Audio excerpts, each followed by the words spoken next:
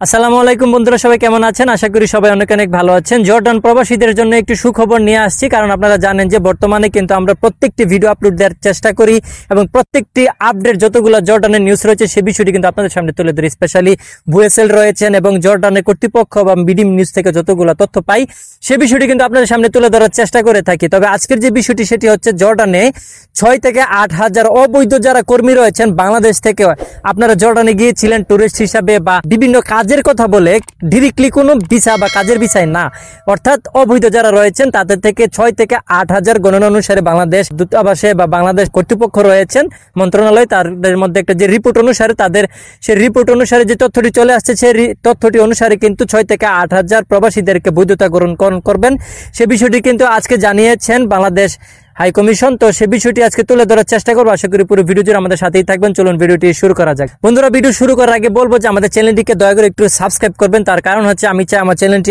অনেকটি বড় হোক আপনাদের সবাইদেরকে নিয়ে, কারণ আমি বিশেষ করে মালয়েশিয়া, জর্ডান এবং মালদ্বীপ তিনটি এশিয়া মহাদেশের মধ্যে খুব ইম্পর্টেন্ট রাষ্ট্র, সেই রাষ্ট্রের প্রত্যেকটি আপডেট খবর কিন্তু আপনাদের সামনে তুলে ধরার চেষ্টা করি। তবে আমি মনে করি আমার আগে কোনো ভিডিও আপলোড হয় কিনা আমার জানা সত্ত্বে নাই, কারণ আমি প্রত্যেকটি বিষয় কিন্তু সার্চ দিয়ে তারপরে পর্যবেক্ষণ করে দেখে শুনে কিন্তু আপনাদের সামনে তুলে দিয়ে যাই। মূল ভিডিওতে যাই, চ্যানেলকে সাবস্ক্রাইব করবেন। তো বিষয়টা হচ্ছে যে আপনারা জানেন যে বাংলাদেশ থেকে কিন্তু পর্যটক হিসাবে জর্ডানে যায় ঘুরতে যাওয়ার জন্য। জানেন যে একটা ইসলামিক রাষ্ট্র, ঠিক আছে? তো সেই ক্ষেত্রে এখানে ঘুরতে যাওয়ার পরে কিন্তু অনেকেই পালিয়ে যায় বিভিন্ন, জানেন যে, তো সেখানে যদি লুকিয়ে যায় সেক্ষেত্রে কিন্তু একটা লুকে খুঁজে বের করাটা অনেক কষ্টদায়ক হয়ে থাকে। তাছাড়াও অনেক মানুষেরই পরিচিত মানুষ আছে, সেই ক্ষেত্রে তাদের হেল্পও নিয়ে থাকেন। তবে আমি যেটা বলবো সেটা হচ্ছে যে বর্তমানে বাংলাদেশ মন্ত্রণালয় থেকে কিন্তু একটি কথা আসছে, তাদের জর্ডানের কর্তৃপক্ষ বাংলাদেশ আসছিল, তাদের যে কথোপকথন হয়েছিল সেই কথোপকথনের মাধ্যমে 6 থেকে 8 হাজার যেই অবৈধ কর্মী বৈধতা গ্রহণ করার অনুমতি দিয়েছেন। তো সে বিষয়টি কি সম্পূর্ণ ভিডিওটি কিন্তু প্র্যাকটিক্যালি জানার চেষ্টা করবো। চলুন আরেকটি ভিডিওতে যাই। বাংলাদেশ প্রতিদিনে একটি প্রতিবেদন চলে আসছে, সে বিষয়টি কিন্তু আপনাদের সামনে আজকে তুলে ধরার চেষ্টা করবো। তবে ভিডিও শুরুর আগে বলবো আমাদের চ্যানেলটিকে সাবস্ক্রাইব করে আমাদের সাথেই থাকবেন। জর্ডানে কর্মরত অবৈধ বাংলাদেশি বৈধতা দেওয়ার প্রক্রিয়ায় সে দেশের সরকার শুরু করেছেন বলে জানিয়েছেন প্রবাসী কল্যাণ ও বৈদেশিক কর্মসংস্থান সচিব খন্দকার ইফতেয়ার হায়দার। গতকাল রাজধানীর ইস্কাটন প্রবাসী কল্যাণ ভবনে সফররত জর্ডান প্রতিনিধি দলের সঙ্গে বৈঠক ও এক সমঝোতা সময়ক স্বাক্ষরের শেষে সংবাদ সম্মেলনে এসব কথা বলেন তিনি। জর্ডান বাংলাদেশের নারী শ্রমিকদের কাজের পরিবেশ ও প্রশিক্ষণ সংক্রান্ত বিষয়ে এ সমঝোতা সময়ক স্বাক্ষর হয়। সচিব ইফতেয়ার খন্দকার বলেন, বাংলাদেশ থেকে বিভিন্ন সময় টুরিস্ট ও অন্যান্য ভিসা গিয়ে 7 থেকে 8 হাজার বাংলাদেশি আর ফিরে আসেনি। অবৈধভাবে দেশটিতে কর্মরত থাকা এসব শ্রমিকদের বৈধতা দেওয়ার সিদ্ধান্ত নিয়েছেন জর্ডান সরকার। এর প্রক্রিয়া ইতিমধ্যে শুরু হয়ে গেছে। প্রক্রিয়া শেষ হলে বাংলাদেশ থেকে কনস্ট্রাকশন ও কৃষি খাতে পুরুষ শ্রমিক নেওয়ার সিদ্ধান্ত ও তাদের রয়েছে। সচিব আরো বলেন, মধ্যপ্রাচ্যের দেশগুলোর মধ্যে জর্ডানের বাংলাদেশি নারী শ্রমিকের সবচাইতে বেশি নিরাপদে রয়েছেন। বৈঠকে বাংলাদেশি নারী শ্রমিকদের কাজে পরিবেশ প্রশিক্ষণ, মেডিকেল চেক আপ ও অবৈধ পুরুষ শ্রমিকদের বিষয়ে আলোচনা হয়েছে। সচিব বলেন, নারী শ্রমিকদের ক্ষেত্রে বাংলাদেশ থেকে পাঠানো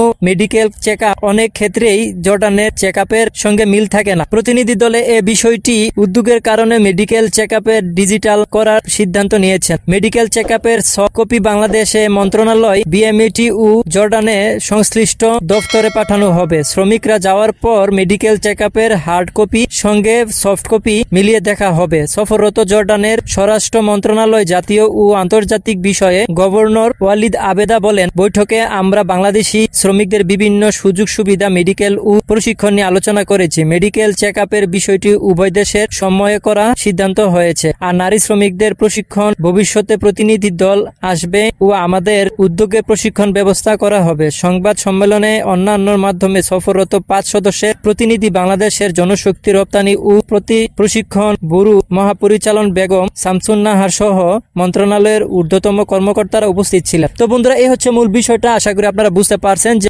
জর্ডানে যদি আপনারা এখন যান, বর্তমানে সবচাইতে ইস্যু হয়ে দাঁড়িয়েছেন যে আপনাদের যে মেডিকেল যে চেক আপ মানে মেডিকেল যে রিপোর্ট, সেই রিপোর্টে কিন্তু বর্তমানে অভিযোগ জানিয়েছেন জর্ডান কর্তৃপক্ষরা, যারা জর্ডানের লুক নিয়ে থাকেন। জর্ডান কর্তৃপক্ষ তারা বলেছেন যে বাংলাদেশ থেকে যে মেডিকেল চেক আপের যে রিপোর্টটি দেওয়া হয় সেই রিপোর্টটি কিন্তু বর্তমানে ওরা কোনো মিল পায় না ওখানে যাওয়ার পরে। তো যার কারণে এটি একটা বিরাট ধরনের সমস্যার সম্মুখীন হতে হয়। তো সেই ক্ষেত্রে এখন বর্তমান প্রেক্ষাপটে দাঁড়িয়েছেন যে আপনারা যখন জর্ডানে বুয়েসেলের মাধ্যমে যাবেন সেক্ষেত্রে অবশ্যই আপনাদের মেডিকেল চেক আপটা সফট কপি জমা দেবেন এবং সেখানে জর্ডানে যাওয়ার পরে সেখানে হার্ড কপি করে দুটি মিলিয়ে দেখবেন। যদি সবকিছু ঠিকঠাক থাকে তাহলে অবশ্যই আপনাকে সেখানে কাজ দেবেন অথবা কিন্তু দেশেও ফিরিয়ে দিতে পারে। আশঙ্কাজনক। তো যাই হোক, মূল ভিডিওতে যাওয়া যাক। সো ফ্রেন্ড, এতক্ষণ অবশ্যই বুঝতে পারছেন, কিছুদিন আগে আমি একটি ভিডিও আপলোড করেছিলাম, সেখানে কিন্তু আমি জানিয়েছিলাম যে এক প্রবাসী কিন্তু 18 বছর অবৈধ থাকার কারণে এখন বর্তমানে তাকে 60,000 থেকে 60 থেকে 80,000 রিঙ্গিত কিন্তু জরিমানা দিতে হবে, তাছাড়া তার শাস্তি কিন্তু মঞ্জুর হতে পারে। তবে যারা অবৈধ প্রবাসীরা রয়েছেন জর্ডানে, তারা কিন্তু বৈধতা গ্রহণ করতে পারবেন খুব শীঘ্রই, যেহেতু এখন বর্তমানে বাংলাদেশ তথা জর্ডানের কর্তৃপক্ষ কথাবার্তার মাধ্যমে একটি সমঝোতার মধ্যে চলে এসেছেন।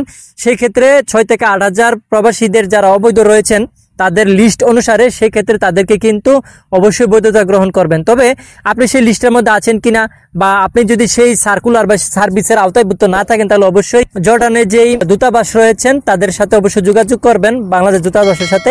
তারা অবশ্যই আশা করি আপনাদের সহযোগিতা করার চেষ্টা করবেন। আশা করি আজকের ভিডিওটি ভালো লাগছে। যদি ভালো লেগে থাকে অবশ্যই লাইক, কমেন্ট, শেয়ার করবেন এবং চ্যানেলটিকে সাবস্ক্রাইব করবেন। টাটা।